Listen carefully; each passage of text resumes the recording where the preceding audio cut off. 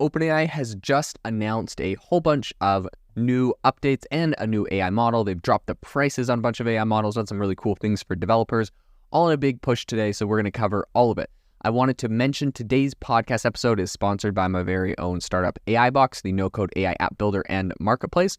We have a crowdfunding campaign, and if you're interested in joining us on the project and investing, we've raised over $300,000 and are finishing up the campaign in the next 30 days or so. So I'll leave a link in the description, republic.com/AI-box. You can go check that out if you're interested. Minimum investments are $150 and maximum investments are $100,000. We hope to have you join us on the journey, but let's get into the episode. We gon' bring it to you just like that. Welcome everyone to the future. It's AI Chat, bringing you the interviews and giving you info to be in the know from tech company CEOs of. Rock with us, bet you gon' come back. I'm just saying the facts. This is AI Chat. Let's go.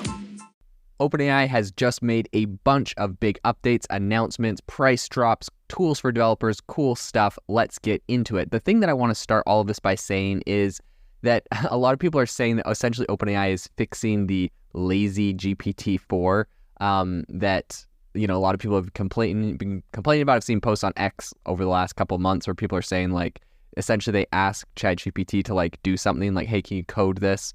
And it's like, okay, I got you started now, like, you go figure it out and, like, do the rest yourself. Like, people are like, what do you mean do the rest myself? Or it would be like, the thing that you're asking me to would be like way too prohibitive and like use way too much compute. So like, I'll just get you started so you know like how to do it yourself. Like, anyways, people are like sharing screenshots and complaining. They're like, I don't want to do it myself. I know it's costs, you know, like it's going to use compute and I know it's difficult.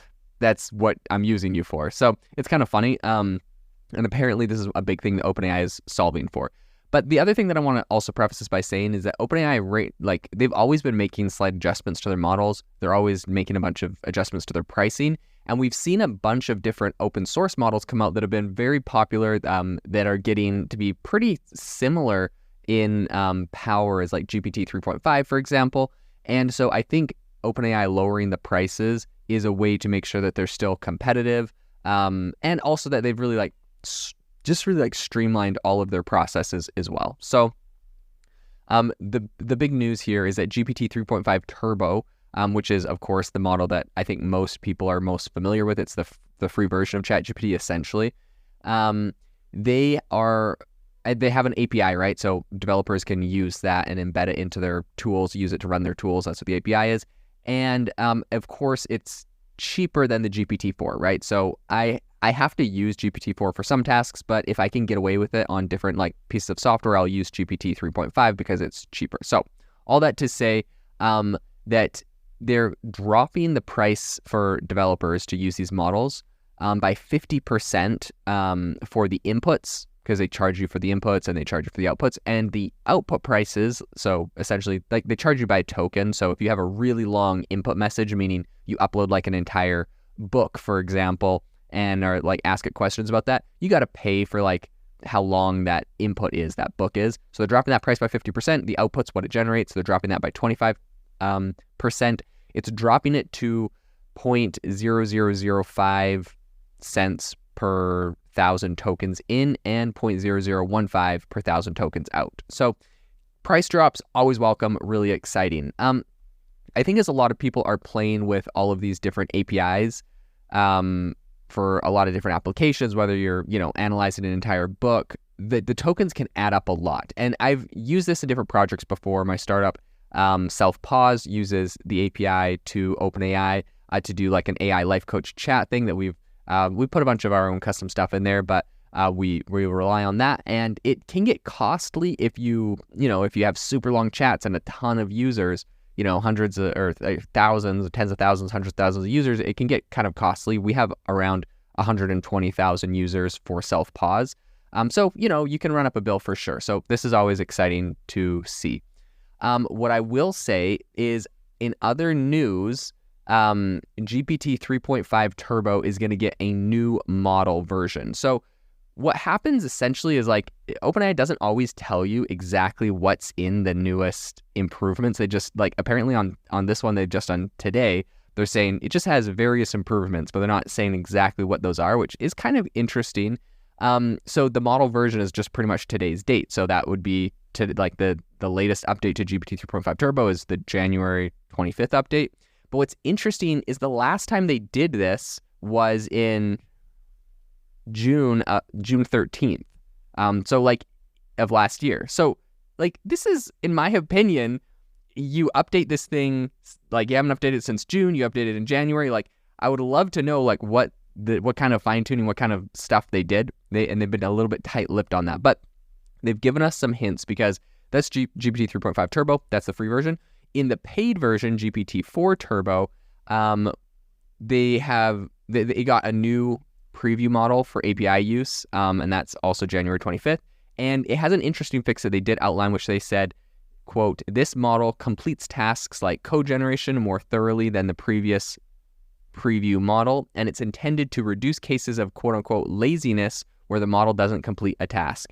So it looks like GPT-4, we don't know exactly, maybe they tried but weren't successful in GPT 3.5, we don't know exactly, but we do know that for GPT-4 Turbo, it is supposed to be fixing the problem of laziness, which I know a lot of people are going to be very happy about. So it's kind of funny, people are speculating that maybe like it trained off of like, I don't know, data sets where developers would like help people a little bit, but then not help them with everything. And so it does that. But in any case, one other thing they announced is this is still in preview mode, but GPT-4 Turbo with Vision, so that's GPT-4V, is going to launch to general availability in the coming month. So that's coming very soon, right? That's exciting. That's essentially the ability to have GPT-4 see and be able to respond to what it's seeing. And then there's also a bunch of new improvements to text embedding models. Now, I actually saw Logan Kilpatrick from OpenAI. He's come on the podcast before, so you might recognize him, but he put out a LinkedIn post and he said, "Great news for OpenAI developers. We are launching embedding V3 models, small and large, updated GPT-4 Turbo preview, updated GPT 3.5 Turbo I think he said that that's coming in the next week, and that's going to have the 50% price cut on input, 25% price cut on output, and scoped API keys." He said, "You can now embed 63,000 pages of text for $1. This is absolutely insane. For those that don't know what embeddings are, this is actually a really cool product. I just recently, it was informed by my CTO for AI Box because we were using, we're working on some tools for AI Box. One of them being the ability, if you generate like an article, for example, on your website, to do internal linkings between all the articles you generate. Anyways, big project, but at the end of the day, we decided to use OpenAI's embedding API for this, and it was phenomenal. Essentially what embeddings are, and I'm coming from a non-technical perspective, so I'm going to give you my understanding and kind of what we were using it for. But essentially embeddings are, you're taking two pieces of text and you're comparing them and it's telling you how similar they are. Now this could be useful for a lot of different things, but it gets beyond just that. You can also do strings of text. This is kind of what we were doing with the internal linking, which I'll explain, that tool that we built. But what you can imagine this as is, it's like you give it like 10 words, right? Like angry, happy, sad, frustrated, mad, bad. Give it all those words, and then it essentially is going to rate how similar each of those words are. But it's not on like it's like on a multi-dimensional graph, right? So it's rating how similar those words are on like, 1,000 different metrics, and assigns a number to each word, which is kind of like a coordinates. And each number, like whichever number is the most similar to the other numbers, that means that those words are the most similar. So it's kind of cool how they've done that. But essentially, it's how AI models can infer like tone in a sentence, right? Like you say, hey, is this tone happy, positive, negative, sad? It can read it. It's pretty much running like an embedding, and it's able to tell you stuff about it. And anyways, so very cool. We recently used it, and actually we found it was super cheap, but it's amazing that it's getting even cheaper. But we were able to, I think we had 83,000 articles that we were running this, our embedding internal link tool that we created and it was a few bucks, I think, for our 83,000 articles. And I think that they've made this even cheaper. So now you can run, I think, something like 63,000 for $1. It's insane. And it's very powerful. This is like really good technology. For SEO, Google search engine optimization, this is very useful. If you're reading an article and it's like highlights a word and has a link to another article about that, gives you more detail and context, that's also really useful for research for people. So that's also really great, just to be able to add extra context to people on your blog or whatever. So yeah, I think this is a really cool tool. We have used it, and I'm really excited that they're continuing to support it, develop it, and make this more powerful, cheaper. It's really exciting to see everything that they're putting into this. So that's really exciting. In addition, the one other update that they gave us from OpenAI is that there's a bunch of new and kind of improved text embedding models that I mentioned, but also OpenAI has announced that they released a new version of their free moderation API. So essentially they have this like moderation API where you can use it to help with moderation. It pretty much identifies, if there's something that's potentially harmful text. I think OpenAI is trying to do a little goodwill and give this out to people for free. So they have the new version 7 that will be coming out. So if you're looking to, use this to augment your moderation, whatever you're working on with moderation, this is kind of cool. So a bunch of new updates from OpenAI, really exciting. I will keep you informed on if anything else comes down the pipe, and also people's reactions using all these different models, how people are kind of responding to the better models.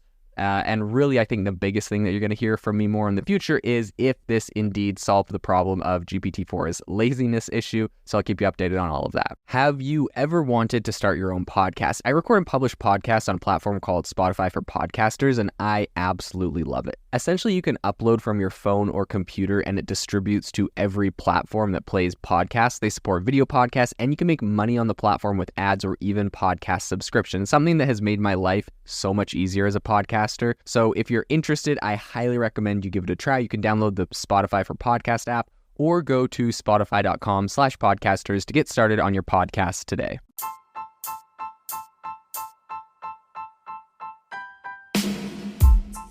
Thank you for listening to the AI Chat Podcast. If you enjoyed the podcast, I'd appreciate it if you rate me wherever you listen to podcasts. And if you're looking for an innovative group of AI enthusiasts, make sure you check out our Discord channel and also our Facebook community. It's obviously a lot more interactive than a podcast, where we can actually share software tools, prompts that we're using in everyday AI. I'll leave a link for those in the description below.